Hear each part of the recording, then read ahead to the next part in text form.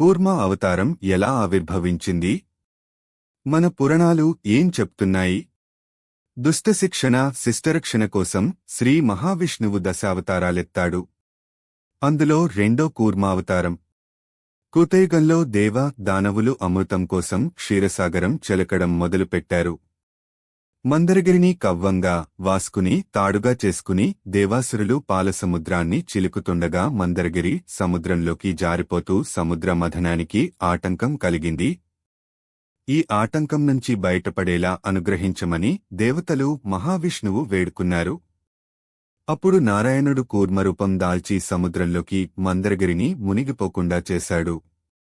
అలా ఉద్భవించినదే కూర్మావతారం. కూర్మావతారాన్ని కొలిచే ఆలయాలు దేశంలోనే కాదు ప్రపంచంలోనూ చాలా తక్కువ. కాని ప్రపంచంలోనే ఏకైక కూర్మ దేవాలయంగా చెప్పబడుతున్న పుణ్యక్షేత్రం శ్రీకూర్మం. అరుదైన శిల్పకళతో రూపుదిద్దిన ఈ ఆలయం శివకేశవ అభేదాన్ని సూచించే క్షేత్రంగా విరాజిల్లుతోంది. శ్రీకాకుళం జిల్లాలోని గార మండలంలో శ్రీకాకుళం నుంచి 8 కిలోమీటర్ల దూరంలో వంశధార నది ఒడ్డున ఈ ఆలయం ఉంది. కళింగరాజైన అనంగభీముడు కూర్మనాథస్వామి ఆలయాన్ని పునర్నిర్మించినట్లు చరిత్ర చెబుతోంది. కర్పూరేశ్వరుడు, హఠకేశ్వరుడు, సుందేశ్వరుడు, కోటేశ్వరుడు, పాతాళ సిద్ధేశ్వరుడు అనే 5 ఈశ్వరులు క్షేత్రపాలకులుగా ఉన్న ఈ క్షేత్రం కళింగరాజుల కాలంలో ఓ వెలుగు వెలిగిందని, కళింగరాజుల కాలంలో అత్యంత విశిష్టతను చేకూర్చిందని చరిత్ర చెబుతోంది. కూర్మావతారుడు తన భక్తుని కోరికపై స్వయంగా వెలిసిన క్షేత్రమే శ్రీకూర్మం. కృతయుగంలో శ్వేతరాజు, అతని భార్య వంశధారల తపస్సుకు, భక్తికి మెచ్చుకున్న కూర్మనాథుడు వారి కోరిక ప్రకారం ఈ క్షేత్రంలో పశ్చిమ ముఖంగా వెలిశాడట. ఈ క్షేత్ర ప్రస్తావన కూర్మ, బ్రహ్మాండ, పద్మ పురాణాలలో ఉంది. శ్రీరాముడు, బలరాముడు, జమదగ్ని మొదలైన పురాణ పురుషులెందరో ఈ క్షేత్రాన్ని దర్శించి స్వామిని ఆరాధించారని పురాణాలు చెబుతున్నాయి. ఎన్నో విశిష్టతలు కలిగిన ఈ ఆలయంలో శిల్ప సౌందర్యం అందరినీ ఆకట్టుకుంటుంది. మరే దేవాలయంలోనూ లేని విధంగా ఇక్కడ 2 ధ్వజస్తంభాలను ఈ ఆలయంలో చూడవచ్చు. ఈ స్తంభాలు 2 శివకేశవులకు ప్రతీకలుగా చెప్తారు. చెప్పడానికి ఇది వైష్ణవ క్షేత్రమే అయినా శివకేశవులకు చిహ్నాలుగా చెప్పే ఈ ధ్వజస్తంభాలు శివకేశవుల అభేద తత్వాన్ని సూచిస్తున్నాయి. ఈ క్షేత్రం కృతయుగం నాటిది. దేవాలయంలోని మూలవిరాట్టు సాక్షాత్తు సృష్టికర్త అయిన బ్రహ్మదేవుడి చేత ప్రతిష్ఠించబడిందట. దేవతలచే నిర్మించబడిన ఆలయం ప్రతిరోజు రాత్రివేళల్లో దేవతలు వచ్చి దేవాలయ నిర్మాణం చేసి సూర్యోదయం అయ్యే వేళకు అదృశ్యం అయిపోయేవారట. అందుకనే ఆలయంలోని స్తంభాలు ఒకదానికి మరొకటి పోలికలేని విధంగా ఉంటాయని ఒక కథనం. శ్రీకూర్మంలోని స్వామివారి పుష్కరిణిని శ్వేతగుండం అని పిలుస్తారు. ఇది అత్యంత విశిష్టమైంది.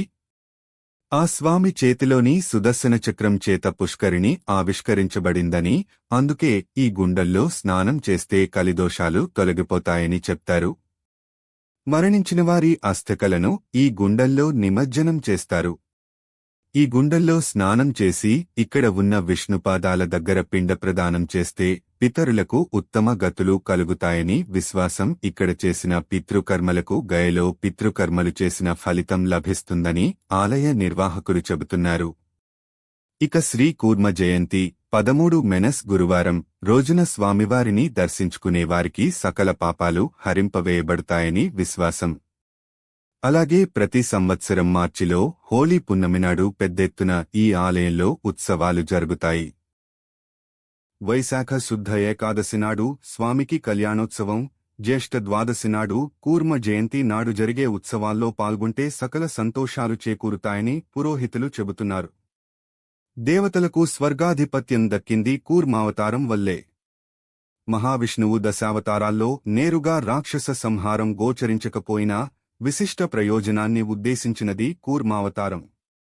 పూర్వం దేవతలు దూర్వాస మహర్షి శాపంతో దానవుల చేతిలో ఓడిపోయి రాజ్యాన్ని పోగొట్టుకుని అసురుల వేధింపులను తాళలేక ఇంద్రాది దేవతలు బ్రహ్మతో కలిసి పురుషోత్తముని ప్రార్థించారు. కరుణాంతరంగుడైన శ్రీహరి అమృతోత్పాదన యత్నాన్ని సూచించాడు.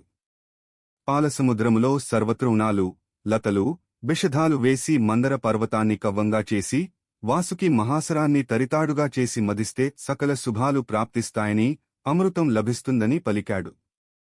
ఆ మేరకు ఇంద్రుడు దానవులను కూడా సాగర మథనానికి అంగీకరింపజేశాడు.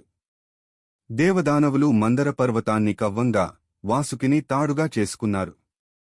పాముకు విషం తలభాగంలో ఉంటుంది, అది మృత్యుస్వరూపం. రాక్షసులు తామసులు. తమస్సు పాపభూయిష్టం. దానిని అణచివేస్తే తప్ప లోకంలోనైనా మనస్సులోనైనా ప్రకాశం కలుగదు. అందుచేత శ్రీహరి రాక్షసుల్ని మృత్యుస్వరూపమైన వాసుకి ముఖం వద్ద నిలిపాడు. మథనంలో బరువుగా ఉండి కింద ఆధారం లేకపోవడంతో పర్వతం సముద్రంలో మునిగిపోయింది. అప్పుడు శ్రీహరి కూర్మావతారంలో వస్తాడు. బ్రహ్మాండాన్ని తలపించే పరిమాణంలో సుందర కూర్మరూపంలో మహావిష్ణువు అవతరించాడు. పాలసముద్రములో మునిగిపోయిన మందర పర్వతాన్ని పైకెత్తి తన కర్పరంపై నిలిపాడు. క్షీరసాగర మథనంలో చిట్టచివరిగా అమృత కలశాన్ని విష్ణువు మోహినీ రూపం దాల్చి దానవులను సమ్మోహితులను చేసి దేవతలకు అమృతాన్ని ప్రసాదించాడు. అమృతము లభించకపోవడంతో రాక్షసులు దేవతల చేతిలో ఓడిపోతారు. దేవతలకు తిరిగి స్వర్గాధిపత్యము లభిస్తుంది. ఇది కూర్మావతార కథగా ప్రసిద్ధికెక్కింది. శ్రీహరి జంబుద్వీపంలో కూర్మరూపుడై విశ్వరూపుడై ప్రకాశిస్తూ ఉంటాడని బ్రహ్మ పురాణం చెబుతోంది.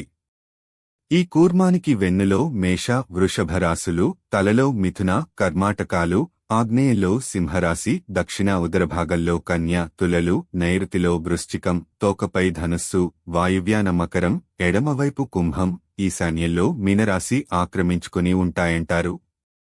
దాన్నే కాలానికి ప్రతీకగా చెబుతారు. విష్ణుమూర్తి కూర్మావతారం వెనుక కారణమేంటి?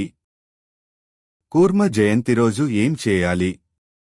శ్రీ మహావిష్ణువు దశావతారాల్లో రెండో అవతారం శ్రీ కూర్మావతారం. ఈ ఏడాది 23వ తేదీ వైశాఖ శుద్ధ పౌర్ణమి కూర్మ జయంతి సందర్భంగా మహావిష్ణువు కూర్మావతారం ఎందుకు ఎత్తవలసి వచ్చింది? ఆ అవతార విశేషాలేమిటి? కూర్మ జయంతి రోజు ఎలాంటి నియమాలు పాటించాలో తెలుసుకుందాం. ఒకసారి దేవేంద్రుడు గర్వంతో దూర్వాస మహర్షి పట్ల అనుచితంగా ప్రవర్తిస్తాడు. అందుకు కోపించిన దూర్వాసుడు దేవతలంతా శక్తి హీనులవుతారని శపిస్తాడు. ఆనాటి నుంచి దేవతలు శక్తి హీనులై చివరకు దానవుల చేతిలో యుద్ధంలో ఓడిపోతారు. చివరకు దేవతలంతా శ్రీ మహావిష్ణువుకు మొరపెట్టుకోగా విష్ణుమూర్తి ఔషధాలు నిలయమైన క్షీరసాగరాన్ని మధించి అమృతాన్ని సాధించమని ఉపాయం చెబుతాడు. క్షీరసాగర మథనం. అప్పుడు దేవతలు ఆ సమయంలో తమకన్నా బలవంతులుగా ఉన్న దానవులతో సంధి చేసుకుని వచ్చిన అమృతాన్ని కలిసి పంచుకోవాలని ఒప్పందానికి వచ్చి క్షీరసాగరాన్ని మధించడం మొదలు పెడతారు. మందర పర్వతాన్ని కవ్వంగా చేసుకుని వాసుకిని త్రాడుగా చేసుకుని క్షీరసాగరాన్ని చెలకడం మొదలు పెడతారు. కాని మందర పర్వతం బరువుకి సముద్రంలో మునిగిపోసాగింది. చివరకు అమృతోత్పాదనం సాధించలేని కార్యంగా మిగిలిపోతుంది. అవతార స్వీకరణ. దేవదానవులు అమృతం సాధించడం కష్టంగా మారిన సమయంలో శ్రీ మహావిష్ణువు కూర్మావతారమును అనగా తాబేలు రూపం ధరించి మందర పర్వతం మునిగిపోకుండా తన వీపుపై మోస్తాడు. ఉద్భవించిన భయంకర గరళం. శ్రీ మహావిష్ణువు సహకారంతో క్షీరసాగర మథనం నిరాటంకంగా కొనసాగింది. ఈ మథనంలో ముందుగా లోకాలను నాశనం చేసే హాలాహలం పుడుతుంది. సర్వమంగళ దేవి అనుమతితో ఆ పరమశివుడు హాలాహలాన్ని వింగి లోకాలను రక్షిస్తాడు. ఆ గరళాన్ని తన కంఠంలోనే నిలుపుకొని ఆనాటి నుంచి శివుడు గరళకంఠుడు అయ్యాడు. శుభాలనిచ్చే అద్భుతాలు. హాలాహలం తర్వాత క్షీరసాగరం నుంచి వరుసగా మధువు, అప్సరసలు, కౌస్తుభము, ఉచ్ఛైశ్రవము, కల్పవృక్షం, కామధేనువు, ఐరావతము, చంద్రుడు మొదలగు శుభాలనిచ్చే అద్భుతాలు పుడతాయి. శ్రీలక్ష్మీ జననం. క్షీరసాగరం నుంచి గొప్ప శుభలక్షణాలతో శ్రీ మహాలక్ష్మీదేవి ఉద్భవించింది. ఆ సమయంలో సకల దేవతలు లక్ష్మీదేవిని అర్చించి కానుకలు సమర్పిస్తారు. దేవేంద్రుడు శ్రీ మహాలక్ష్మిని కీర్తిస్తూ చేసిన మహాలక్ష్మి అష్టకం నేటికీ ఐశ్వర్యం కోరుకునేవారు ప్రతి శుక్రవారం పఠించడం ఆనవాయితీగా మారింది. అమృతం తెచ్చిన ధన్వంతరి. చివరకు ధన్వంతరి అమృత కలశాన్ని చేతబట్టుకొని బయటకు వచ్చాడు. శ్రీ మహావిష్ణువు మోహిని అవతారంలో అమృతాన్ని దేవతలకు మాత్రమే దక్కేలా చేస్తాడు. కూర్మ జయంతి రోజు ఎలాంటి నియమాలు పాటించాలి? కూర్మ జయంతి రోజున విష్ణు భక్తులు ఉపవాసం ఉంటారు. అలాగే ఆ రోజు రాత్రంతా నిద్రపోకుండా విష్ణు సహస్రనామం పారాయణ చేస్తూ నారాయణ భజనలు, కీర్తనలు చేస్తూ జాగారం చేస్తారు. శ్రీమహావిష్ణువును భక్తితో, శ్రద్ధలతో పూజిస్తారు. కూర్మ జయంతి వ్రతం నియమనిష్ఠలతో చేసిన వారికి జీవితంలో ఆటంకాలు తొలగిపోతాయి. శ్రీ మహావిష్ణువు ఆశీర్వాదంతో సకల విజయాలు, శ్రేయస్సు కలుగుతాయి. ఆలయాల్లో పూజలు. కూర్మ జయంతి రోజున దేశవ్యాప్తంగా ఉన్న విష్ణు దేవాలయాలలో ప్రత్యేక పూజలు మరియు వేడుకలు జరుగుతాయి. కూర్మ జయంతి నాడు భక్తులు సాయంత్రం విష్ణు దేవాలయాలను సందర్శించి విశేష పూజలలో పాల్గొంటారు. కూర్మ జయంతి రోజు బ్రాహ్మణులకు తమ శక్తి కొద్దీ విరివిగా దానధర్మాలు ఆచరిస్తే మోక్షం కలుగుతుందని విశ్వాసం. శ్రీకూర్మం ఆంధ్రప్రదేశ్లోని శ్రీకాకుళం పట్టణానికి 15 కిలోమీటర్లు దూరంలో శ్రీకూర్మం అనే పుణ్యక్షేత్రం ఉంది. శ్రీమహావిష్ణువు కూర్మావతారం రూపంలో ఇక్కడ పూజలు అందుకుంటాడు. కూర్మావతారం మందిరం దేశంలో ఇదొక్కటే. కూర్మ జయంతి రోజు ఈ ఆలయానికి దేశవిదేశాల నుంచి భక్తులు పెద్ద సంఖ్యలో వస్తారు. శ్రీ కూర్మ జయంతి రోజున శ్రీ మహావిష్ణువు కూర్మావతార కథను చదివినా విన్న సకల శుభాలు చేకూరుతాయని శాస్త్రవచనం. ఓం నమో నారాయణాయ నమః. ముఖ్యగమనిక పైన తెలిపిన వివరాలు కొందరు నిపుణులు వివిధ శాస్త్రాల్లో పేర్కొన్న అంశాల ఆధారంగా అందించినవి మాత్రమే. అంతేకాని వీటిలో ఎలాంటి శాస్త్రీయ ఆధారాలు లేవనే విషయాన్ని పాఠకులు గమనించాలి. దీన్ని ఎంతవరకు విశ్వసించాలనేది పూర్తిగా మీ వ్యక్తిగత విషయం.